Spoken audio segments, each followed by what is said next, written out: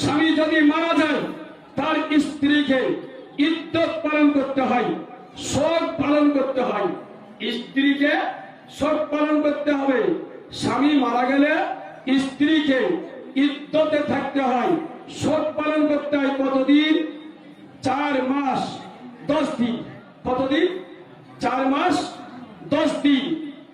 যদি গর্ভবতী না হয় আর যদি পেটে সন্তান আছে, এই অবস্থাতে স্বামী মারা যায়, তাহলে এর ইদ্যত হলো পেটে যে সন্তান আছে এই সন্তানটা খালাস হওয়া পর্যন্ত। বোঝা গেল?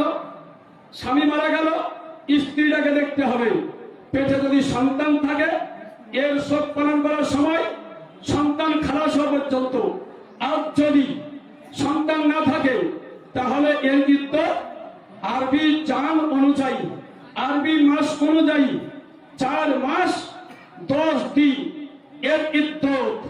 এই ইদ্যতে থাকাকালীন, যতদিন তার ইদ্যত, এই ইদ্যতে থাকাকালীন তার সাজসজ্জা বারণ, তার সাজসজ্জা বারণ।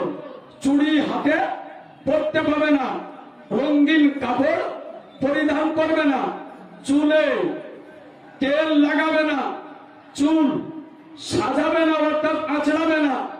ব্রাদার ইসলাম আঙ্গুল দিয়ে যতটা পারবে ততটা করবে এবং নিজ বাড়ি ছাড়া বাইরে বের হবে না, নিজ বাড়িতেই আবদ্ধ থাকবে।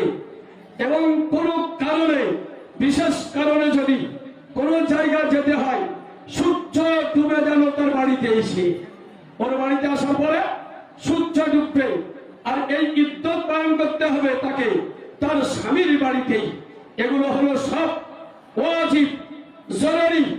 এগুলো যদি ভঙ্গ করে গুনাহ হবে, এগুলো ভঙ্গ করলে গুনাহ হবে। তাই বলে এটা নয় যেমনই জান গেল সঙ্গে সঙ্গে চুড়িকে কিছু দিয়ে ভেঙে দিতে হবে, এটা নয়। চুড়িকে বের করতে হবে, সুযোগ বুঝে চুড়িগুলোকে বের করতে হবে, ভেঙে দিবে না। অকারণে টাকা নষ্ট করবে না, এটা নাজায়েজ হবে। অতএব ওগুলো বের করে দেবে। হ্যাঁ, কাঁচের চুড়ি পাই, ভেঙে দেয়, কিন্তু সোনার থাকলে দেখবেন ভাঙে না, ফেলেও দেয়। ব্রাদার ইসলাম তাহলে সেও জানে ভাঙা জরুরি নয়, খোলা জরুরি। তাই সোনার হলে খুলে, চাঁদির হলে খুলে দেয়, আর কাচের হলে ভেঙে দেয়। আমরা কেমন ব্রাদার, চায়ে যদি মাছি পড়ে যায়, চায়ে যদি মাছি পড়ে যায়, চাকে আমরা ফেলে দিই। এই মাছি যদি ঘিয়ে পড়ে যায় আর ঘি ফেলি না, মাছিটা তুলে ফেলি, ঘিটা ব্যবহার করি, কিন্তু চাকে ফেলে দিই।